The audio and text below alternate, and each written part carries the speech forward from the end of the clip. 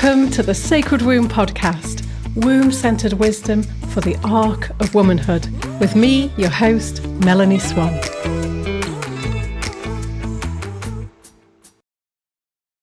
Okay, everyone, welcome back to the podcast. And today we've got a massive, massive treat in the form of Salena Walker, who is a herbalist, naturopath, and nutritionist who lives in West Wales. And so welcome to the podcast, Salena. I'm so really today we're going to be Thanks talking about hormones and menopause. And just to kind of set the scene, Salena is really passionate about empowering people to look after their own health with, skillful tools and information. And she loves teaching people that we are what we eat, think, and excrete and drink. I think that was a good order. Drink, eat, think, and excrete.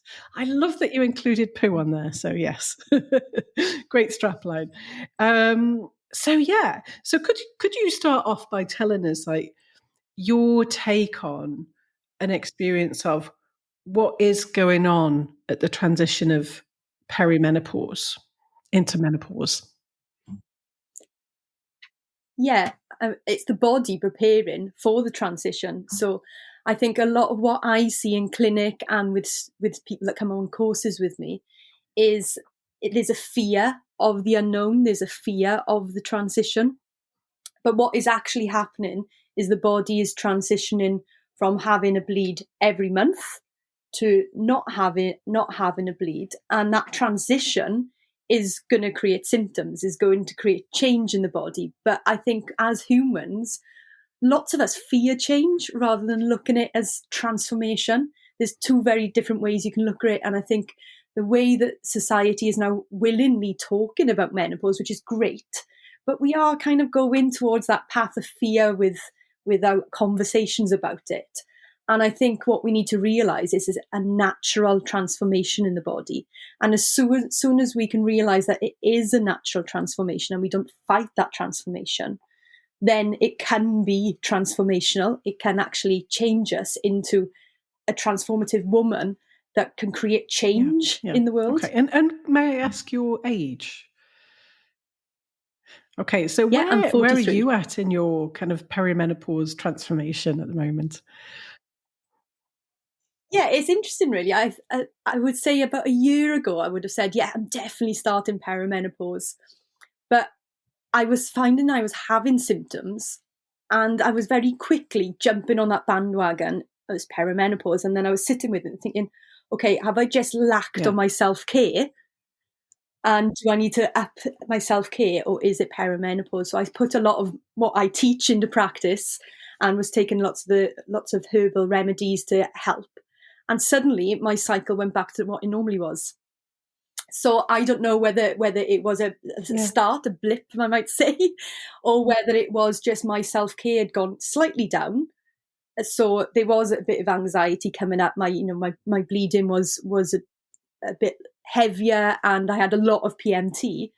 But when I stopped and looked back, I was thinking, well, that's happened in other points in my life when I haven't been looking after myself, when I've been more stressed.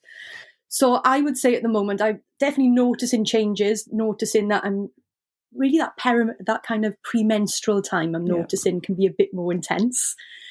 But also I'm aware that I have more focus on it because of my age, because all my friends around me, are either in it or through it and are telling me about it. So I do wonder how much that is because my focus is more on it. But I'm certainly more aware of changes each month. And so what would you say are like natural symptoms of the body changing? Yeah, it's a really interesting question using that word natural, isn't it? What are natural ways the body's changing? I would say natural symptoms are obviously you noticing a change in the bleed. So your natural changes could be, some people notice it gets heavier, some people notice that it gets lighter, but there's that word change, there will be a change in the bleed. And that change in the bleed is going to result from a change in the hormones. And because estrogen is responsible for so many other things in the body, we have estrogen in every cell in the body, and we kind of think of estrogen as just being in our ovaries, and that's that. But it's going to affect every single cell in the body naturally. Now, that doesn't mean that we're going to have raging hormones, we're going to have raging symptoms. It's going to be dependent on the environment that we've put our body in. So naturally, we could have a crazy menopause. Naturally, we could have a calm menopause. And I would class them both as a natural menopause, because it's all going to be a result of what position we've put our body in. Okay. So you're saying that how we sort of enter perimenopause, and how I guess how well we've looked after ourselves, or how in touch with what was going on we've been, or how busy we've been, or whatever, it kind of sets the tone for the beginning part. Yes, definitely. I always say, it's one of those things that it's worth looking at before we're in perimenopause, that kind of, from 35 upwards, looking at how are we looking after ourselves, because so many things play a role, because our estrogen stops being reliant on our ovaries and goes to our adrenal glands. And a lot of the time, our adrenals are exhausted because of the life we live, the stressful lives we all live. So when suddenly our body's going, actually, adrenals, can you take on a bit of an extra job and start producing estrogen for us? A lot of the time, our adrenals are like, no chance. I'm completely exhausted. I've got enough on my plate. I've got no room in my schedule. It's not going to happen. So a big thing is looking at stress. So what happens if, like, the adrenals say, no, I'm too busy, I'm worn out, I can't take on this extra job? What's that look like in the body? What happens? So that's where you'll get a lot of symptoms around the adrenals. So it may be that you have a complete intolerance for stress. You go kind of extreme with reactions, emotional reactions, quite easily. You can't burn the candle at both ends anymore. But also that's going to have an impact on your hormones as well. So that's going to mean that your estrogen can be fluctuating quite a lot. So some days that you might feel like your breasts are heavy and they're really painful, and you might have spotting in between bleeding because your estrogen's all over the place. Or it may be that you don't ovulate 1 month, and then you suddenly, then the next month you might have a heavy bleed. So it's going to result in a lot of fluctuations and a lot of chaos. Really. That makes sense. So what can we do about that, given that what you're saying is basically there are natural symptoms, the body's going through a massive change, we've lived lives basically just by the very nature of our current time, space and society that are stressful, that are going to mean our adrenals are in a position where they're like, hello. So given the majority of women, I guess, enter perimenopause in an already stressed state, what can we do? Like, what are some core things we can do to support our body? Well, it's remembering our body is a physical, emotional and spiritual being. So just because we focus in on the adrenals, some people think, well, it's just stress. But remembering that stress can play a role in all parts of our body. And it's bringing it all back to, if we are looking at menopausal symptoms, we are looking at the ovaries, which are part of the whole endocrine system. And our adrenals are also part of the endocrine system. And this system is a bit like an orchestra, really, because all parts of the endocrine system, you've got your pituitary gland, your pineal gland, your thyroid, your adrenals, your ovaries, all the glands involved in the endocrine system work like an orchestra. And if one of them suddenly, like if you were viewing an orchestra and suddenly the violinist started playing really fast, all other parts of the orchestra would have to speed up to try and keep the music playing. And our endocrine system is exactly the same. So if our adrenals are suddenly going really slow and they're fatigued, everything else in that endocrine system is going to go very slow and fatigued. So what we want to do is support the whole endocrine system as much as possible. And I always say, you drink, eat, think and excrete. And I always start with the very simplest things, such as water. And one of the reasons I start with water is because going back to menopause and the symptoms that's going to create, if you are constipated as a result of not drinking enough water, that's going to mean that estrogen that is in your body is constantly being recirculated. Because when your bowels are full and you're waiting to have a poo, there's a lovely conversation that happens between your liver and your bowels to pull back water, because the conversation goes a bit like, hey liver, how hydrated is my body? And if you're dehydrated because the water hasn't been coming in, the liver will say, there's no water here, I need every bit you can give me. So the bowels will allow the liver to suck back the water. It's sucking back the hormones, so the estrogen goes back in rather than out.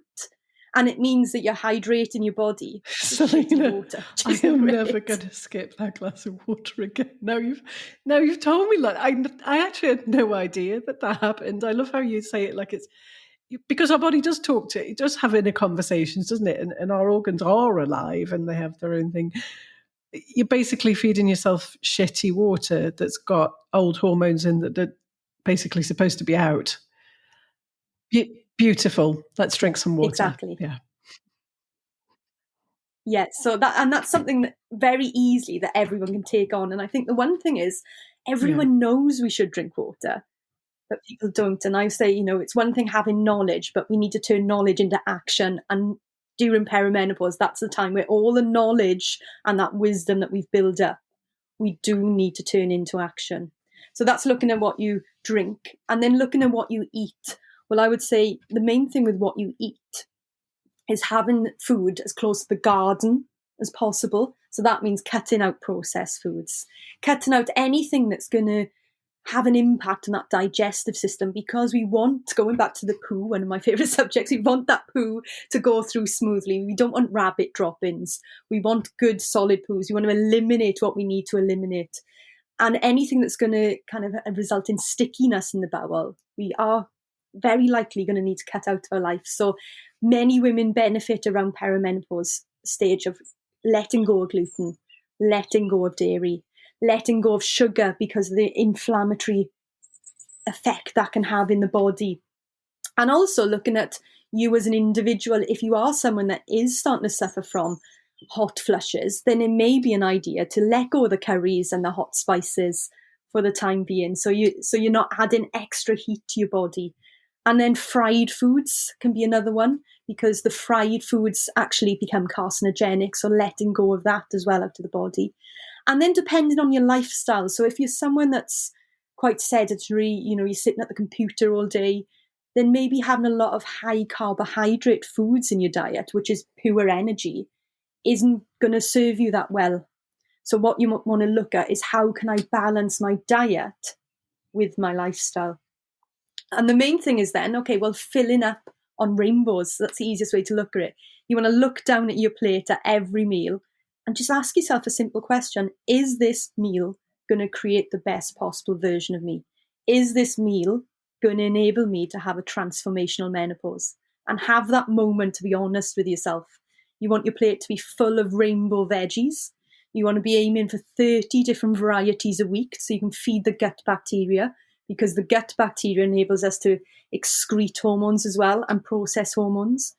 We want to make sure that we're having things like berries and grapefruit to support our liver to be able to cleanse, cruciferous vegetables, broccoli, which is great for estrogen balance, and then things like pulses and legumes. So a good variety of vegetables.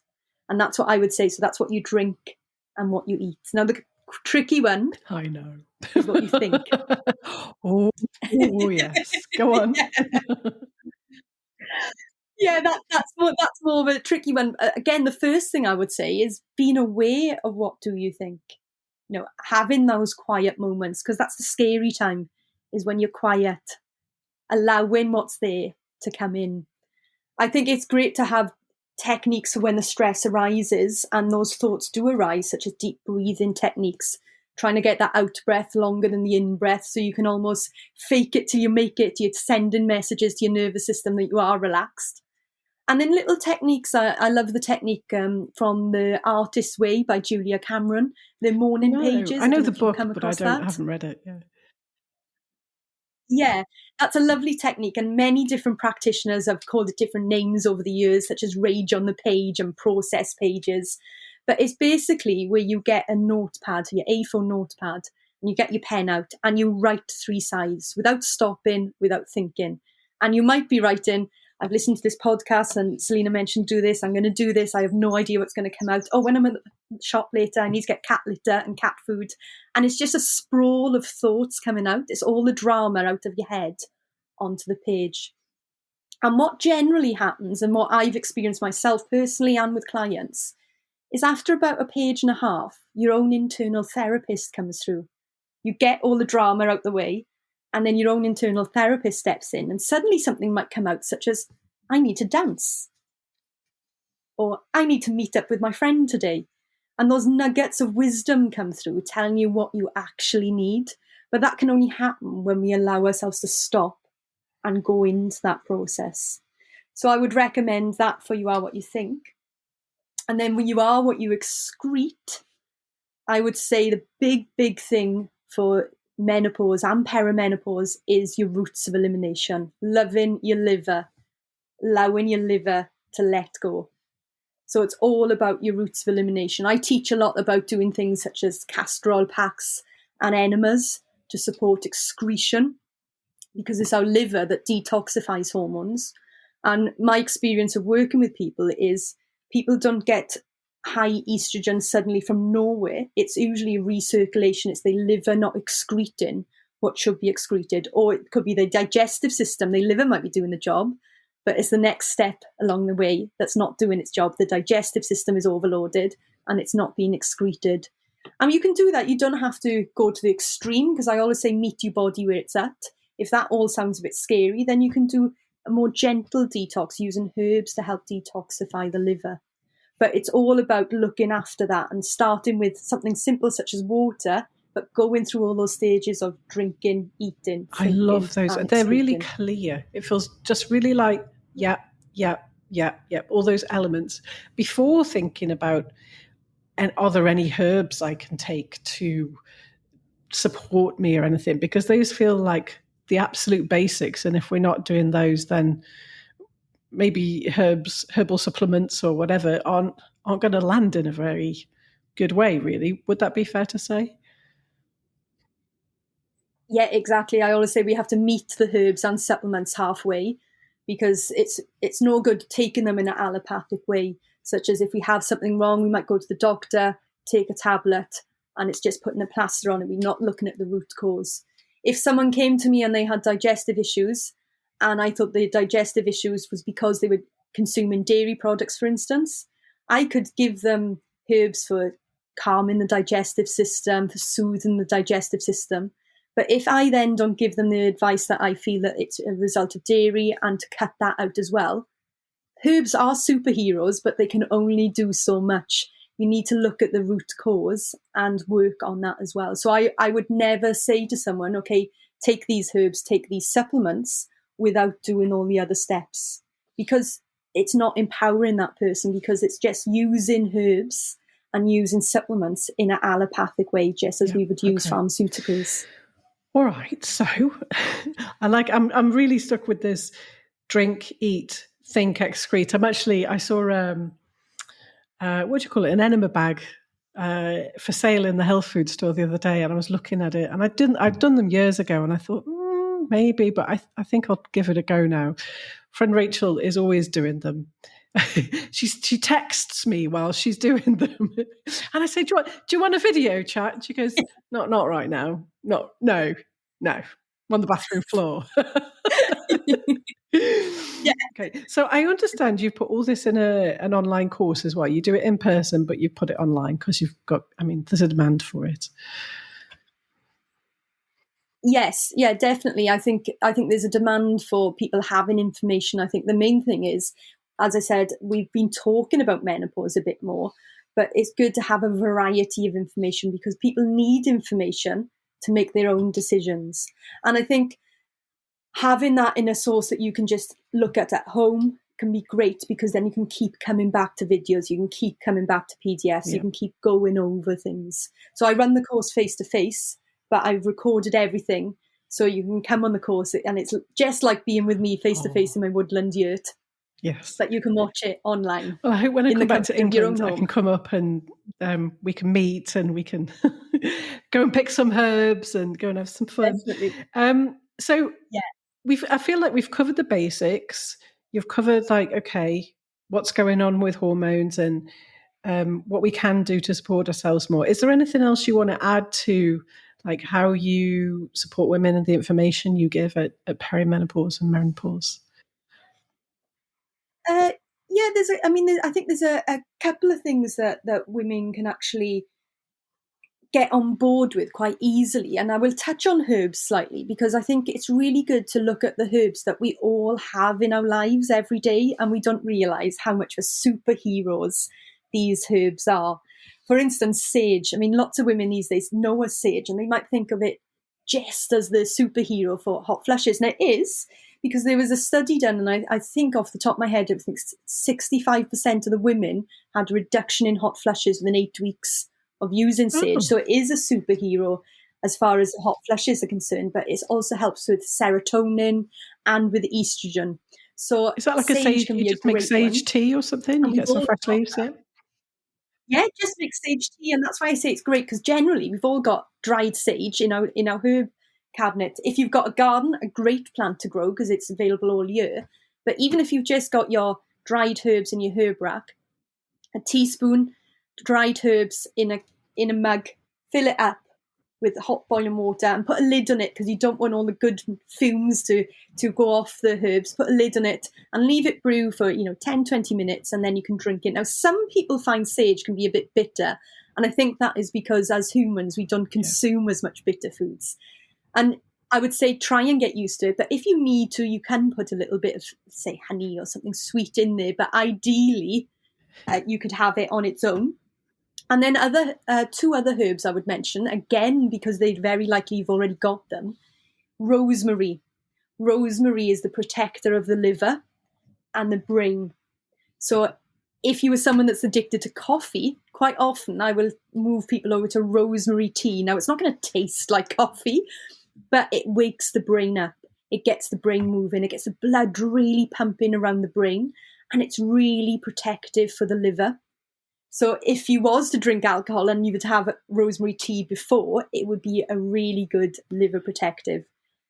So I would definitely say rosemary, because also we need to remember that once we are in menopause, that year after it, our brain is recalibrating, it's reforming. We lose the ability to learn. We lose the ability to focus, and that's natural because our brain is reforming. Our brain is going through a transformation. But rosemary can really help. Okay, I love the idea of having a cup of rosemary before going out and getting drunk. It's not something I do anymore, but I wish I could just have a little whisper in my 20-year-old self's ear before the 6 bottles of cider. If you could, yeah, they should be doing rosemary shots. Yeah, exactly. I'll just see if I can backtrack on that. But yeah, okay, great. So sage, rosemary, and there was one more, I think. Oh. There was one more, fennel seed. So fennel is very gentle estrogenic qualities. So it can be a great one to include because it has a gentle dose of estrogen. I think it's a very gentle form of estrogen. In fact, in my clinic, I make a fennel seed vaginal balm, so women can use that to help with vaginal dryness and as a lubricant as well. Obviously, if condoms aren't being used because there's oils in it, so that wouldn't work that well. But fennel seed is great for that reason. Now, you can make it into an oil and take it vaginally, or you can just have fennel seed tea as well. But I think it's a great natural alternative to some of the other vaginal inserts that people are using that are more estrogenic based. Does that mean that juicing fennel or eating fennel is also helpful or not? Yeah, that's helpful as well. I mean, ideally, you pick the seeds. If you've got a fennel plant, you pick the seeds kind of just as they are that ripe green color, just before they start to go brown. Because as soon as they start to go brown, they kind of spread and they seeds everywhere. So you can get them in that point. But the fennel seed is the best. In the studies that they've looked at this, the fennel seed is what's been looked at in the studies. So I personally make all my products that I'm going for fennel's estrogenic qualities from fennel seed. Wow. Okay. I didn't know any of this. This is great. Thanks, Salena. Okay. So we've done the herbs, and I think there was one more point you wanted to make. The other thing I would say is, because people always ask me about what supplements can I take. And I think these days, because supplements are becoming the new pharmaceuticals, they're quite they companies that want to make a lot of money, and we do have to remember that. I would say, if someone was to say, what supplements should I take? The two supplements that I would advise people to look at, and I say to look at because we are all individuals. We need to check exactly with the herbs and with the supplements. We need to check contraindications for our own conditions, what supplements we might already be taking, what pharmaceuticals we'd already taken. But the two things I would recommend looking at are B vitamins, because when you're stressed, stress gobbles up B vitamins. Like you were like me, you're old enough to remember Pac-Man. Yeah. Pac-Man going across the screen. Pac-Man's like that. Pac-Man is gobbling up your B vitamins, like for when you're stressed. All your B vitamins get gobbled up, and stress is around us every day. So the added stress then of going through perimenopause, on top of maybe your already stressful life, it can be really good to bring in B vitamins. And the other one is magnesium. Because I'm taking that and I was thinking, I hope it's magnesium. I hope I'm taking the right one. Okay, magnesium, great. Yeah. And magnesium is great because it's the relaxer of the body. So magnesium and calcium do a bit of a dance in the body. Calcium contracts, magnesium relaxes. And we need them both because they both have their uses in the body. But generally, for things like if you've had period pain, if you've got tension in your body, if you've got anxiety, if you've got headaches, if you're grinding the teeth, any tension in the body, magnesium. Great. Okay, wonderful. Okay, so I think you've been really thorough, actually. We've got the drink, eat, think, excrete, the hormones, what's happening in the body. I'm just going through it myself, so I guess... Yeah. Like your own treatment plan. The herbs, I'm definitely going to get some sage going and some rosemary, and supplements to take. And really, the name of the game really is reduce some stress, be honest with self, and take care of ourselves like better than ever before, I would say. And remember to laugh. Yes. Yes, I'm smack bang in the middle of it. So it's just... yes, challenging. And I've got shed loads of tools and support, and I live in Thailand where there's no stress. You could not rush here. So, and it's still challenging. So yeah, it's a tough transition. Yeah, and I think lots of people say, oh, it's like going through puberty again.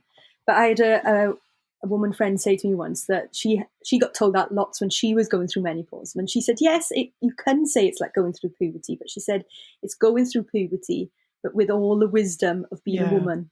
And I love that, because if you look at, the transition of, you might remember how difficult it was going through that transition of puberty, but we didn't have the wisdom. And I think that's something to hold on to, that it is a massive transition, but we are going through this with a lot of wisdom. Fabulous. Thank you, Salena. And I just wanted to say as well, like, I can feel the love you put into your work. It's actually quite moving.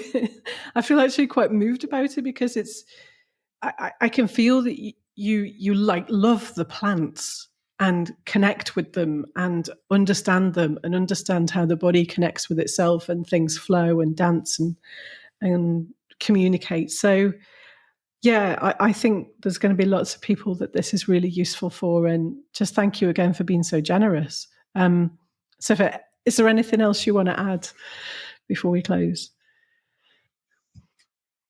I would just say the main thing is just to meet your body where you're at. Fabulous. Okay. So if anyone is interested in taking this further, Salena has an online course called Hormones and Menopause. Her website is Salena, spelled Salena, Walker, WALKER.earth.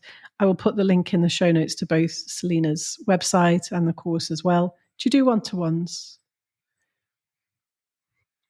Yeah. I do one-to-ones. A lot of the time I'm fully booked, and that's the reason I'm doing these courses, so people can still access the information. You'll be probably getting a call from me, though. I know you're fully booked, but my friend Rachel's. I'm going to be coming up, Do you know I run the podcast? Yeah. All right, Definitely do. fantastic. Definitely Thank do. you so much. I wish you a great day in your gorgeous wooden home in the west of Wales. And yeah, thank you for your work, actually. And thank you for A pleasure. inviting me See you again, Mel. soon. Really appreciate it.